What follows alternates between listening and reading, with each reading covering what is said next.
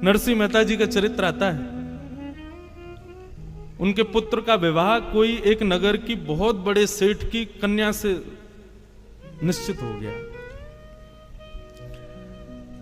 तो मतलब लड़की वाले बड़े खानदान के थे और नरसिंह मेहता साधारण। विवाह पक्का हो गया। किसी ने जाके लड़की वालों को बता दिया, बोले कि तुमने अपनी बेटी का विवाह नरसिंह मेहता के पुत्र से संबंध बना दिया। बोले हाँ। बोले अरे नरसिंह मेहता तो ज्यादा संपन्न व्यक्ति नहीं है,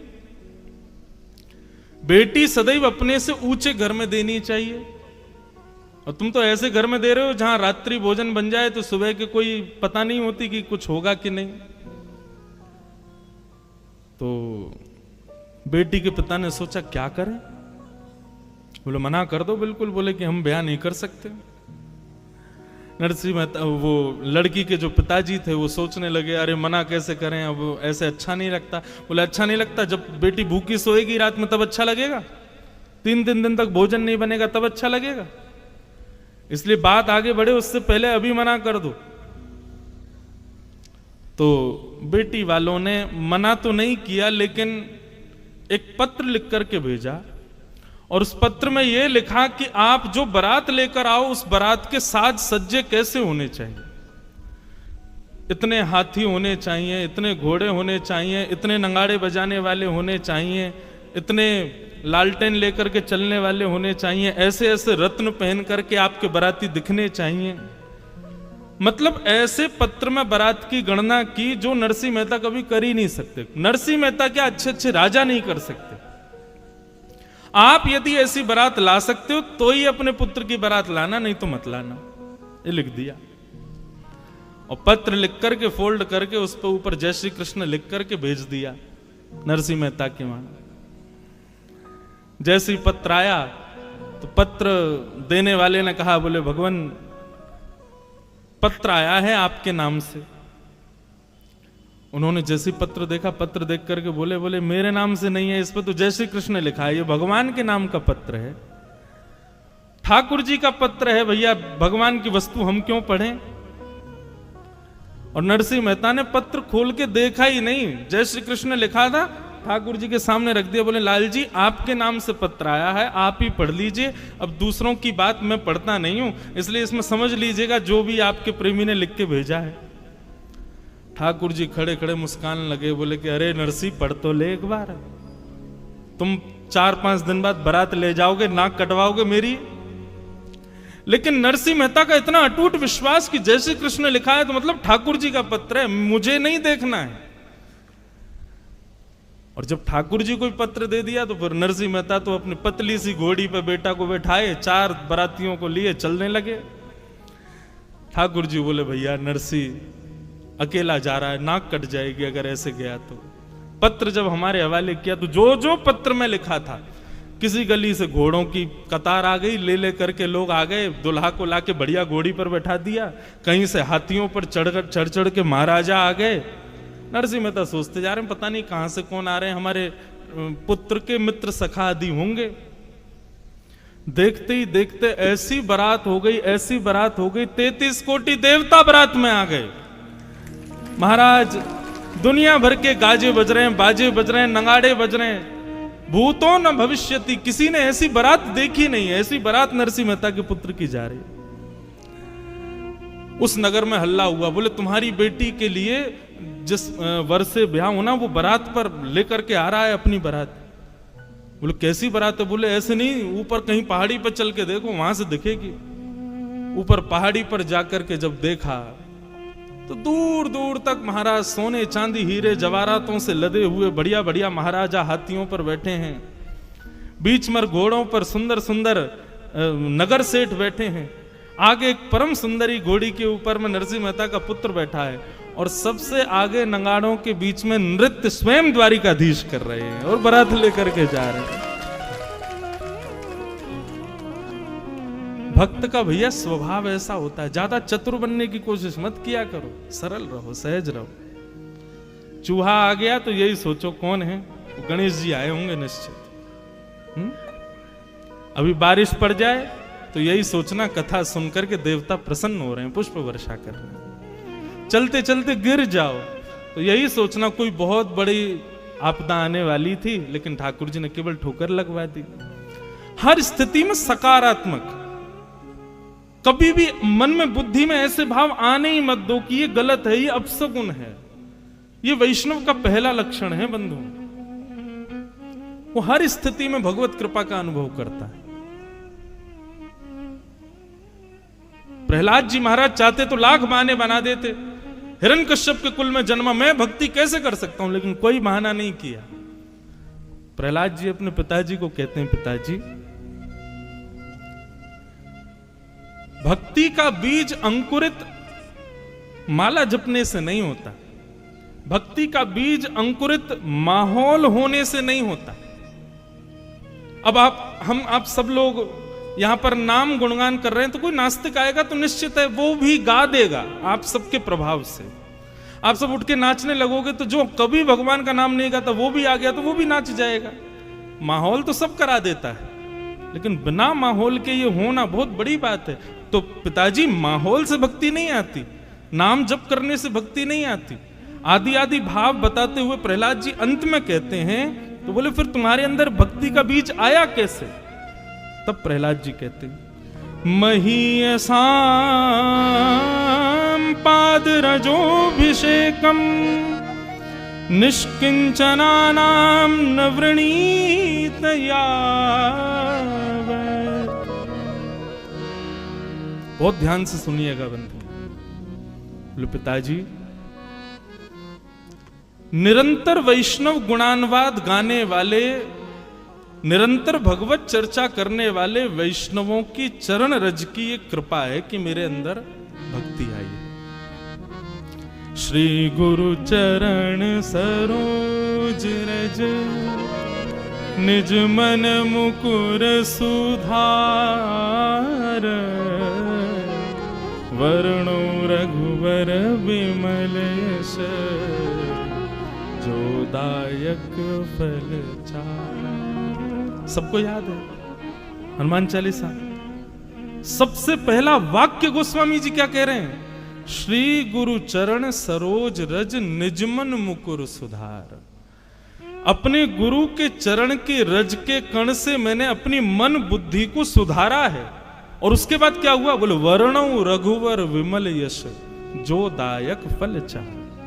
मेरी सामर्थ्य नहीं है, आपकी सामर्थ्य नहीं है कि आप यहां सत्संग में बैठे हो, मेरी सामर्थ्य नहीं कि मैं व्यासपीठ पर बैठ के बोल रहा हूं। और अगर आप अपनी सामर्थ्य मान रहे हो कि आप बैठे हो और मैं यहां से बोल रहा हूं, ऐसी सामर्थ्य मैं मान रहा हूं, तो आप और मैं, हम दोनों ही एक प्रकार से बाल बुद्धि हैं। यह हमारी मूर्खता होगी। आपकी और मेरी सामर्थ्य नहीं है कि हम एक शब्द भी सुन सकें, एक बार भी श्री राधा मुख से कह सकें, एक बार भी वृंदावन जा सकें या वृंदावन का स्मरण कर सकें। ये सब हम कर रहे हैं, निश्चित ही हमारे गुरुदेव की हम पर कृपा है। प्रहलाद जी कह रहे हैं, हिरण्यकश्यप बोले तुझ पे गुरुदेव की कृपा कब हो गई और यहां कौन से गुरु आ गए? तो प्रहलाद जी ने सारे वेद खोल दिए। बोले पिताजी, आप तो गए थे अमर होने के लिए हिमालय पर, उस समय मां को मारने के लिए राक्षस आए थे, उस समय मैं गर्भ में था। आप जब तपस्या से लौट करके आए उस समय मेरी आयु 5 वर्ष की थी, लेकिन आपने तपस्या की 1000 वर्ष तक, 10,000 वर्ष तक। आपने एक बार भी विचार नहीं किया कि 10,000 वर्ष बाद में आया मेरा बेटा 5 ही वर्ष का है। क्यों? क्योंकि मेरी मां को नारद जी बचा के ले गए राक्षसों से, और मेरी मां ने नारद जी से वरदान मांगा कि आप मुझे एक वरदान दो कि जब तक मेरी इच्छा नहीं हो तब तक मैं अपने बालक को जन्म ना दूं। तब नारद जी ने मां को यह वरदान दिया और 10,000 वर्ष तक नारद जी ने अनवरत भागवत की कथा मुझको सुनाई। मैं मां के गर्भ में बैठ करके वो भागवत के पीयूष वर्षण का पान करता रहा पिताजी। 10,000 वर्ष बाद मेरा जब जन्म हुआ तब ये भक्ति के बीज मेरे भीतर अंकुरित हुए। तो निश्चित ही आप मानिए चाहे मत मानिए, आपके पूर्वजों के पूर्वजों के किसी ने तो वृंदावन रस को चखा है, वृंदावन रस की सेवा की है, इसीलिए वो भक्ति का बीज आपके भीतर आया है और अब आप भी कर रहे हो। तो निश्चित है, इसका जरूरी नहीं आपके पुत्र पे आएगा, पुत्र के पुत्र में आ जाएगा, पुत्र के पुत्र के पुत्र में आ जाएगा, कहीं ना कहीं तो वो बीज जाकर के अंकुरित होगा, उसको आप रोक नहीं सकते। तो भैया ये भक्ति आती कहां से है? बिना महत पाद रजोभिषेकम। जब तक आप संत जनों के चरणों में दंडवत प्रणाम नहीं करोगे, यह भी विचार मत करो कि पृथ्वी पर गंदगी पड़ी है, मिट्टी पड़ी है, कीच है, क्या संत दिखे और तुरंत दंडवत। जब इतनी तत्परता संतों के वैष्णवों के प्रति रहेगी, तब भक्ति के बीज अंकुरित होंगे। तो निश्चित ही हम आप सब लोगों ने, या मेरे पूज्य नाना जी पंडित श्री कृष्णलाल शास्त्री जी, वे कहा करते थे, बोले लाला हम पूर्व जन्म में सूरदास कुम्मनदास तो नहीं रहे होंगे, पर जब सूरदास कुम्मनदास मीराबाई आदि ये सब ब्रज के भक्त वृंदावन में रहते होंगे और ये गली मोहल्लों से कहीं से निकलते होंगे, उस गली में हम आप सब लोग भी किसी ना किसी रूप में जाते रहे होंगे और उन लोगों की एक बार हम पर दृष्टि पड़ गई होगी। उनकी एक दृष्टि का ये कमाल कि महाराज की इस जन्म में हम भक्त हैं, हम वैष्णव हैं, हम वृंदावन के उपासी।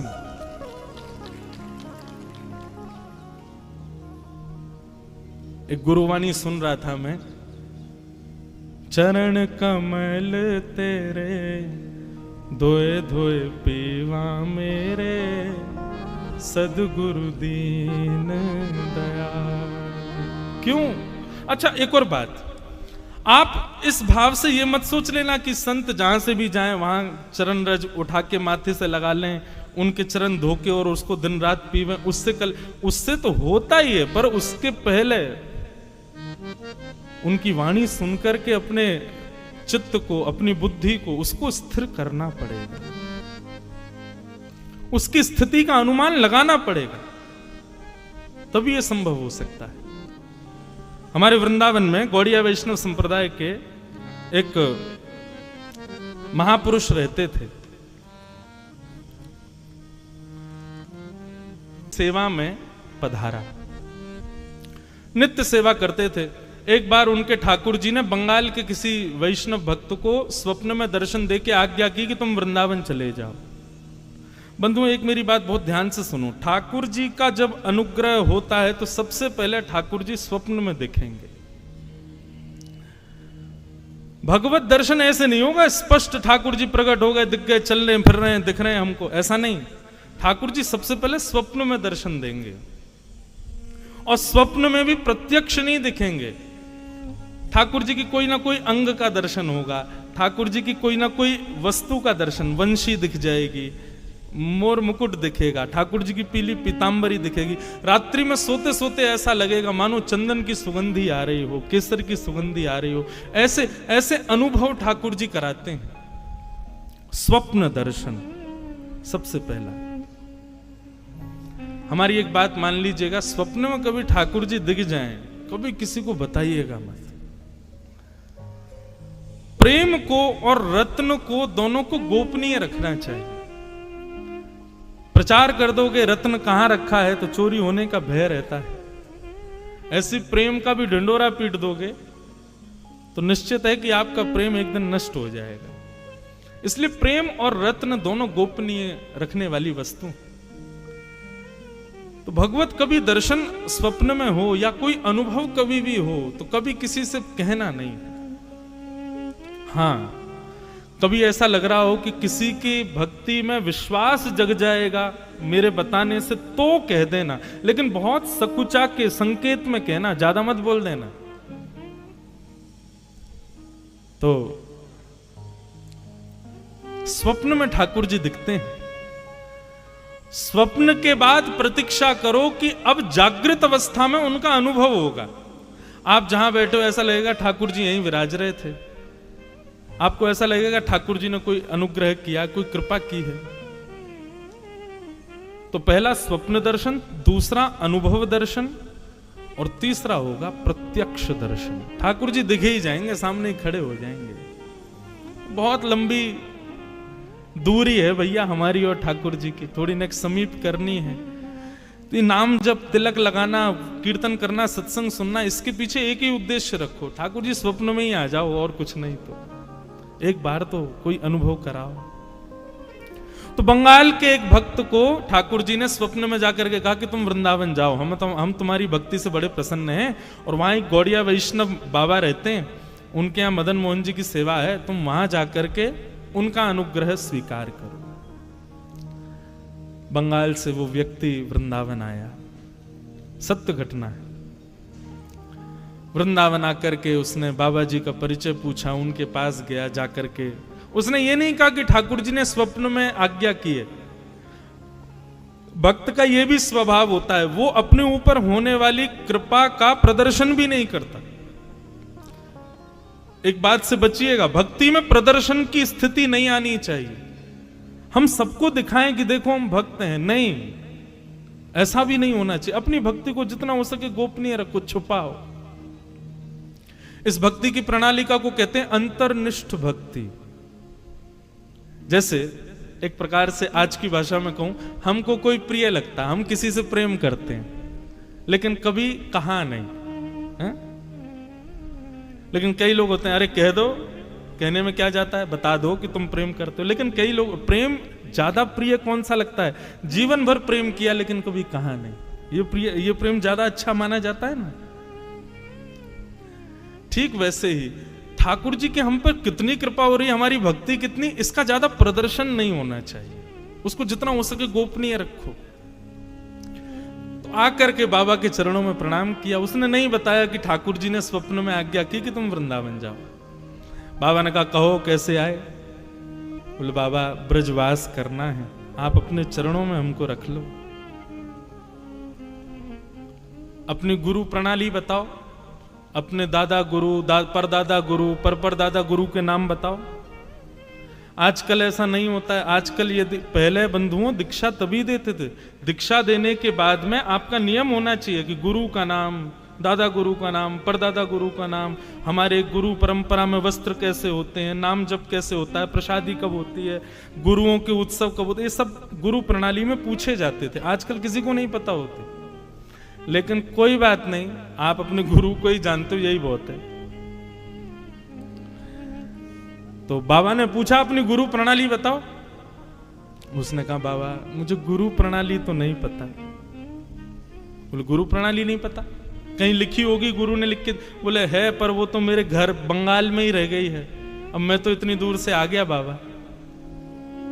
बाबा ने थोड़ी देर तो उनको प्रवचन सुनाए, थोड़ी देर बोलने के बाद बोले वापस जाओ, गुरु प्रणाली जब तक नहीं लाओगे तब तक हमारे यहां नहीं रह सकते, पहले परंपरा बताओ तुम्हारी कैसी है। गुरुजन भी अपनी सिक्योरिटी रखते थे, इससे यह भी पता चल जाता था कि वैष्णव वास्तव में वैष्णव है कि नहीं। कहीं ऐसे तो नहीं बस लगाए तिलक फोटा चले आए। गुरु आज्ञा हो गई कि वापस जाओ, गुरु प्रणाली लेके आओ। उस समय मथुरा में स्टेशन नहीं था, हाथरस से रेल पकड़नी पड़ती थी। सोचो कितनी पुरानी बात। बेचारे गुरु आज्ञा मान करके वृंदावन से हाथरस निकल गए। लेकिन ज्यों ज्यों वृंदावन से चरण बाहर रख रहे हैं, त्यों त्यों उनके हृदय में पीड़ा हो रही है। जैसे तैसे तो वृंदावन मिला, श्री जी ने, ठाकुर जी ने कृपा करके मुझे भेजा, परंतु गुरु आज्ञा हो गई कि छोड़ के जाओ, तो अब तो गुरु आज्ञा भी माननी पड़ेगी। हाथरस पहुंच गए। अब जैसे जैसे वहां पर ये भाव आ रहा है कि इतनी देर में रेल आ रही है, इतनी देर में रेल पहुंचने वाली है, ज्यों ज्यों रेल समीप आवे स्टेशन के, त्यों त्यों व्याकुलता हो। क्या करूं, वृंदावन छोड़ूंगा तो रेल में बैठती मेरे प्राण निकल जाएंगे, और वृंदावन नहीं छोड़ के जाऊं तो गुरु की आज्ञा।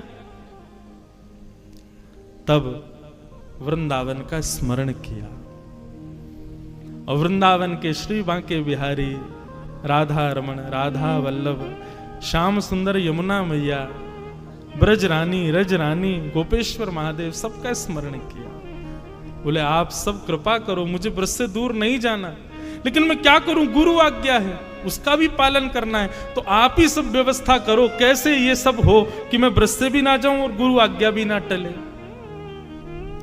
आप विश्वास माने, वो आंख बंद करके वृंदावन को प्रणाम कर रहे थे, रेल सामने आई, सब बैठ गए और रेल निकल गई, वो खड़े ही रहे, उनको पता ही नहीं चला रेल आ गई थी। जैसे नेत्र खोल करके देखे तो सामने रेल जा चुकी। उन्होंने पूछा भैया बंगाल जाने वाले, बोले वो तो निकल गई रेल। बोले अरे ये तो अपराध हो गया, मैं रेल में बैठा नहीं, गुरु आज्ञा मानी नहीं, क्या करूं क्या करूं। परंतु बंधुओं, यहां जैसे उसने वृंदावन का स्मरण किया, बाबा जिनके यहां वो गया था, वो जैसे ही लेटे थे तो स्वप्न में श्री जी प्रकट हो गए, और श्री जी प्रकट होकर के बोली उस बालक को हमने भेजा था वृंदावन। वृंदावन कोई अपनी इच्छा से नहीं आता, वृंदावन तुम्हारी इच्छा से नहीं आता, मेरी इच्छा से व्यक्ति वृंदावन आता है, और तुमने उसको वापस क्यों भेज दिया। बाबा बोले श्री जी मैंने तो गुरु प्रणाली मांगी थी, उसने कहा घर है, तो मैंने कहा जाओ ले आओ। बोले अपने राधा अपने मदन मोहन जी के सिंहासन के नीचे देखो, पर्ची में हमने उसकी गुरु प्रणाली लिख करके रख दी है, उसकी गुरु प्रणाली वहीं रखी है, जाकर के तुम उसका दर्शन कर लो, और वो कल जब आए तो उसको स्वीकार कर लो। अब वो बालक सोचे मैं क्या करूं, रेल तो निकल गई, 4 दिन तक रेल आनी नहीं है। सहमा सहमा वृंदावन आया, डर रहा था कहीं गुरुजी ने मुझको देखा तो कहीं नाराज ना हो जाए, और यहां गुरुजी उसको ढूंढ रहे थे कि बेचारा कहां चला गया, उसको ढूंढो, कहीं ज्यादा दूर ना निकल गया हो। तभी बीच वृंदावन के परिक्रमा मार्ग में सामने से उस बालक को आते बाबा ने जैसे ही देखा, बालक तो डर गया कि बाबा यही मारेंगे मुझको, देख लिया कि तू गया नहीं बंगाल। लेकिन बाबा तो दौड़ करके आए और हृदय से लगा लिया, नेत्र सजल हो गए। बोले मुझे तुम्हारी गुरु प्रणाली मिल गई। बोले कैसे? बोले कैसे क्या बताऊं, श्री जी लिख करके देके गई अपने हाथ से तुम्हारी गुरु प्रणाली, ताकि तुम्हारा ब्रज ना छूटे, तुम्हारा वृंदावन ना छूटे। ऐसे कृपालु हमारे बंधुओं, मैं आजकल अपनी कथा में कहने लगा हूं, हमारे वृंदावन के 5 पंचायतन हैं। हमारे वृंदावन बिहारी लाल जी के चरण सेवक यहां विराज रहे हैं, इनके सन्मुख अनुग्रह करके कहूं, और ये मोहर लगाएंगे मेरी बात पे, हम लोग वृंदावन जाते हैं, और वृंदावन जाते ही सीधे बिहारी जी जाएंगे, राधा वल्लभ जी जाएंगे, राधा रमन जी जाएंगे, नहीं। वृंदावन के कुछ नियम है भैया। स्कूल में सीधे क्लास में नहीं जाते, पहले प्रेयर करो, फिर उसके बाद प्लेज करो, प्लेज करने के बाद अपने नाखून दिखाओ, शूज दिखाओ, ड्रेस दिखाओ, सब चीज से जब टीचर्स देख लेंगे कि हाँ तुम स्कूल यूनिफॉर्म ठीक से पहन के आए, सब तब क्लास में एंट्री मिलती है ना। ऐसे वृंदावन के 5 पंचायतन हैं। वृंदावन जाओ, अब की बार जब वृंदावन जाओ हमारी कही बात मान करके जाना, आपसे निवेदन कर रहे हैं। सबसे पहले वृंदावन की सीमा में प्रवेश करते ही देखो, हमारी वृंदावन की प्रणाली का आप फॉलो करते नहीं हो, बिहारी जी स्वयं करवा रहे हैं। वृंदावन जाते ही गाड़ी से उतरो, पहली बैरिकेडिंग में गाड़ी सबको छोड़नी ही पड़ती है, वीवीआईपी घुस जाते हैं भीतर, बाकी सामान्य लोग तो गाड़ी लेके जा ही नहीं सकते। तो वृंदावन जाओ, सबसे पहले वृंदावन की सीमा में जाते ही गाड़ी से उतरते ही सबसे पहले वृंदावन की रज को माथे से लगाओ, पहले रज को प्रणाम करो,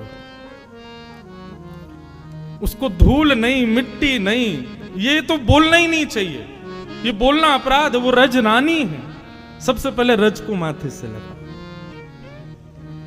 रज माथे से लगाने के बाद ये हो गए प्रथम पंचायतनों में, प्रथम है वृंदावन में, पहले रज को प्रणाम। रज को प्रणाम करने के बाद फिर वृंदावन में प्रवेश करते समय जितने वृक्ष वल्लरी आपको दिखाई दें उन सबको प्रणाम करो। जिन जिनको देख पाओ, जिन पर दृष्टि ना पड़े कोई बात नहीं, लेकिन जो तुम्हारी दृष्टि में आ जाए उनको प्रणाम करो। श्री हरिराम व्यास जी, नाम सुना है? हरिराम व्यास जी, वो तो वृंदावन में जाते और वृंदावन के वृक्षों को गले से लगा के कहते, वृंदावन के रूख हमारे मात पिता गुरु बंधु। वृंदावन के दूसरे पंचायतन हैं वृक्ष, कुंज निकुंज, हमारे बांके बिहारी जी का मूल नाम कुंज बिहारी, क्यों? कुंजों में ही रहते हैं, वृक्षों में ही विराजते हैं, वृक्षों के नीचे ही विराजते हैं। तो ये सामान्य वृक्ष नहीं है बंधु। तो पहले रज को प्रणाम, फिर वृक्षों को प्रणाम, और तीसरा श्री यमुना जी को प्रणाम। कितने लोग वृंदावन जाते हैं, यमुना जी को वंदन नहीं करते। जिन यमुना जी का जल बिहारी जी पीते हैं, राधा वल्लभ, राधा रमन सब पीते हैं, पूरा वृंदावन यमुना जी के ऊपर ही टिका है, उन यमुना जी को पहले प्रणाम करो। और प्रणाम भी नहीं करना, आज्ञा लेनी है। रज से भी आज्ञा, वृक्षों से भी आज्ञा, उसके बाद फिर यमुना जी से आज्ञा, और चौथे ब्रजवासी। आपको जो ब्रजवासी मिले, चाहे आपसे तेज आवाज में बात करते हुए मिले, उनको भी प्रणाम करो। सब ब्रजवासियों को प्रणाम करो। हमारे ब्रजवासी ज्यादा गले मिले, ज्यादा प्रेम से बात करें तो समझना कि भैया अभी हमारी भक्ति में कमी है। लेकिन ब्रजवासियों के दारी के कहां ते आया है, कछु दे के जा, सेवा वेवा करके जा, तो समझो हाँ श्री जी प्रसन्न है, ये हम पे गुस्सा कर। वृंदावन ये कोई मनगढ़ंत बात नहीं है। वृंदावन शतक में स्वयं लिखते हैं आचार्य गण, सम्मानम कलयाति घोर गरलम। वृंदावन में सम्मान विष के समान है। वृंदावन में क्या हो, बोले नीचपमानम सुधा। कोई आपका अपमान कर दे तो समझो हाँ बड़ी कृपा, जय हो, ये है बढ़िया। एक बाबा रहते वृंदावन में, हमारे घर आते, मधुकरी पावे। तो मधुकरी पावे आते तो एक दिन पतो ना कहा भयो, अच्छा ब्रजभाषा निकल रही है, आपको समझ आ रही है ना। तो एक बार हमारे घर आए, आके बैठे, माता जी बोली बाबा रोटी प्रसाद, बोले ना चाहिए। दाल प्रसाद, बोले अपने राम को नहीं चाहिए। बोले खीर पाए लो, बोले अपने राम को नहीं चाहिए। बाबा दूध पी लो, बोले अपने राम को नहीं चाहिए। थोड़ा तेज बोल जाए, नेक हम पे चिल्ला जाए, नेक हमको नेक डांट दे, तब समझ में आएगी श्री जी की हम पे कृपा वही है, हम पे अनुग्रह है। तो वृंदावन में पहले रज से आज्ञा, फिर यमुना जी से, फिर वृक्षों से आज्ञा, फिर यमुना जी से आज्ञा, चौथे ब्रजवासियों को प्रणाम। ब्रजवासी बहुत प्रिय है बंधु। जगन्नाथ जी का कभी आपको यदि चरित्र पढ़ने को मिले, जगन्नाथ जी की कोई कथा, मैंने एक जगह पढ़ा, मेरे नेत्र इतने सजल हो गए कि जब प्राचीन भारत में जब इतने साधन नहीं होते थे, तो लोग बाग जब चारधाम यात्रा करते थे, कोई ब्रजवासी यदि जगन्नाथपुरी जाता था, महीनों लगते थे पहुंचने में। तो श्री जगन्नाथ जी अपने स्थान पर खड़े खड़े आज कुछ ज्यादा ही प्रसन्न दिखाई दे रहे हैं। तो पुजारी गण पूछते, जय जय आज बड़े प्रसन्न हो। तो ठाकुर जी स्वप्न में आज्ञा करते, बोले सुनो कल ना 4 लोग वृंदावन से आ रहे हैं, एक नंदगाम से आ रहा है, एक गोवर्धन से आ रहा है, उनके लिए उचित व्यवस्था करो भैया, उनके लिए बढ़िया सुनो सामग्री की तैयारी कर लेना, मेरे ब्रजवासी आ रहे हैं। और सुनो बाकी सबको तो दूर से दर्शन करा देना, पर ब्रजवासी आए ना उनको गर्भगृह में लाके मेरे हृदय से लगा देना, मुझे बड़े प्रिय हैं। तो भैया ब्रजवासियों को देख करके यदि आपको ऐसा लगे कैसे बोल रहे हैं, कैसे चल रहे हैं, अरे देखो क्या कर रहे हैं, नहीं, ठाकुर जी के प्रिय हैं, जैसे हैं उनको प्रिय हैं। तो चौथी आज्ञा ब्रजवासियों से, और 5वीं आज्ञा हमारे वृंदावन में विराजमान देवादिदेव महादेव श्री गोपेश्वर महादेव, उनसे आज्ञा। गोपी प्रेम की, गोपी प्रेम की भिक्षा दीजे, कैसे हूँ मोहे अपनों कर ली। इन चारों से आज्ञा लेने के बाद गोपीनाथ बाजार में विराजमान श्री गोपेश्वर महादेव जाना, और वहां झोली फैला करके ऐसे महादेव से मांगना कि हमको गोपी प्रेम दो। आप बस झोली फैला देना, और उसके बाद आप बिहारी जी दर्शन करने जाना।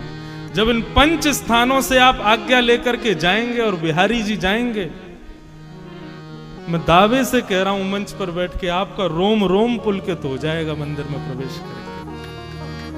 आज तक हजारों बार बिहारी जी गए, लेकिन अब की बार ऐसे जाकर के देखिएगा, क्योंकि अब की बार क्या होगा, जब इस प्रकार से जाओगे तो अभी तक तो बिहारी जी को आप देख रहे थे, लेकिन अब की बार बिहारी जी आपको देखेंगे।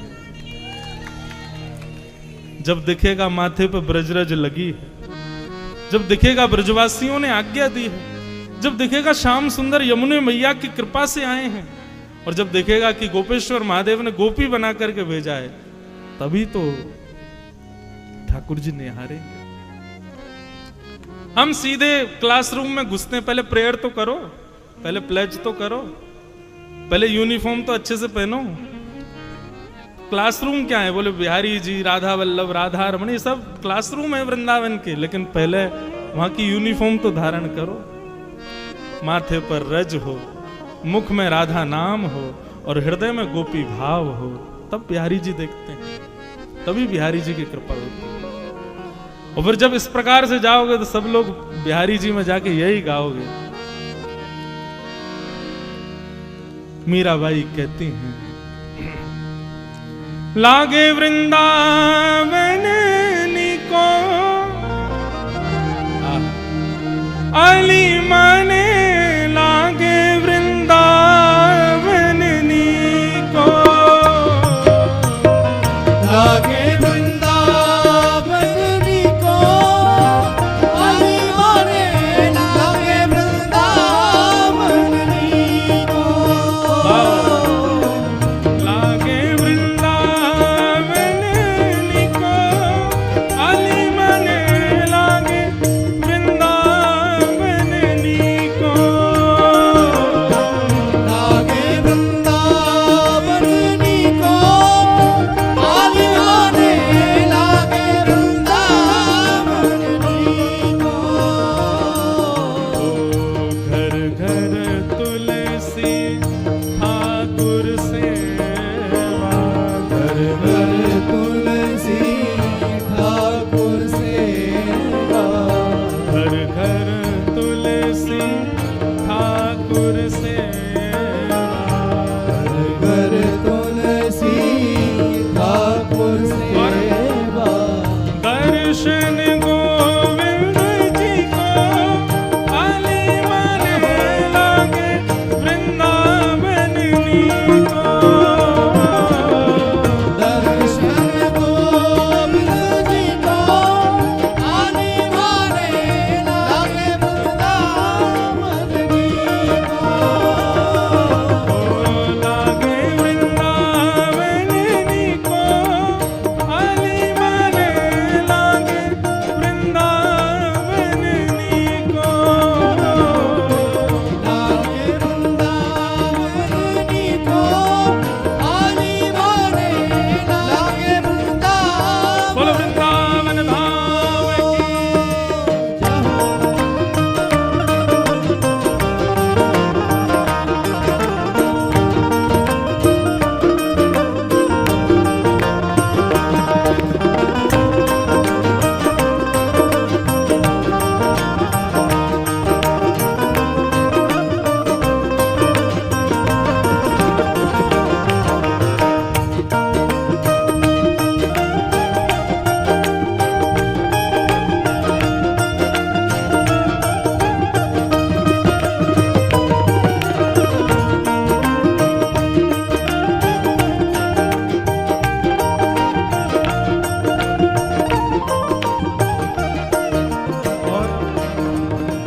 रतन सिंहासन आप विराजे, रतन सिंहासन आप विराजे, रतन सिंहासन आप विराजे, रतन सिंहासन आप विराजे, रतन सिंहासन आप विराजे, रतन सिंहासन आप विराजे। कैसे विराज रहे हैं? रतन सिंहासन पर कैसे विराज रहे हैं हमारे श्यामा श्याम? मुकुट धरे तुलसी को अली माने, लागे वृंदावन निको, मुकुट धरे तुलसी को अली माने, लागे वृंदावन निको, लागे वृंदावन निको अली माने, लागे वृंदावन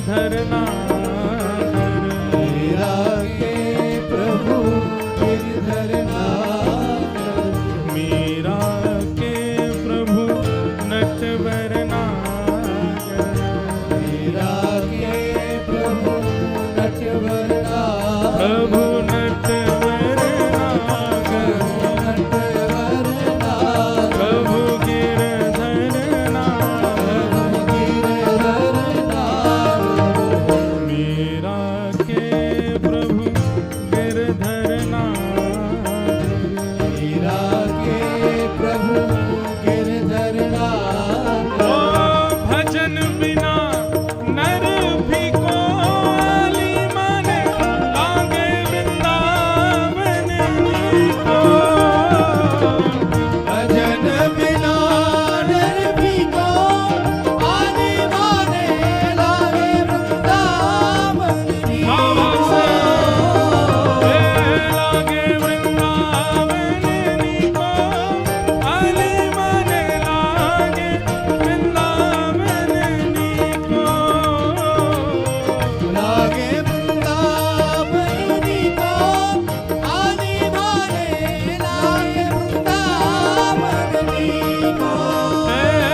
वृंदावन वृंदावन वृंदावन वृंदावन मेरो प्यारो वृंदावन, मेरा प्यारो वृंदावन, मेरो प्यारो वृंदावन, मेरा प्यारो वृंदावन, अति प्यारो वृंदावन, प्यारो वृंदावन, बड़ो नीको वृंदावन, मीठो वृंदावन, बड़ो मीठो वृंदावन, बड़ा मीठो वृंदावन, हे वृंदावन वृंदावन, श्री वृंदावन वृंदावन, वृंदावन, प्यारो वृंदावन वृंदावन, वृंदावन, मेरो नीको वृंदावन, मीठो वृंदावन, बड़ो प्यारो वृंदावन, प्यारो प्यारो वृंदावन, मन भावन वृंदावन, वृंदावन, बड़ो प्यारो वृंदावन। प्यारो वृंदावन। देखो, हम अपनी कथा में कहें भैया वृंदावन को इतनो ध्याओ, इतनो नाम जपो। देखो श्री जी को नाम जपोगे, लाल जी को नाम जपे की अभी अवस्था बहुत आगे। पहले वृंदावन को भजो, वृंदावन को भजोगे तो सबको भज लोगे। यमुना जी को भज लोगे, श्याम सुंदर को भज लोगे, बिहारी जी, राधा रमन, राधा वल्लभ, ब्रजवासी सबन को भजन है जाएगा। या हमारे वृंदावन को भजो। हे वृंदावन वृंदावन मेरो प्यारो वृंदावन, बड़ो मीठो वृंदावन, हे बड़ो नीको वृंदावन, बड़ो प्यारो वृंदावन, मन भावन वृंदावन, हे वृंदावन वृंदावन, श्री वृंदावन वृंदावन, हे वृंदावन वृंदावन, हाँ वृंदावन वृंदावन, हे वृंदावन वृंदावन, हे वृंदावन वृंदावन, वृंदावन वृंदावन, हाँ वृंदावन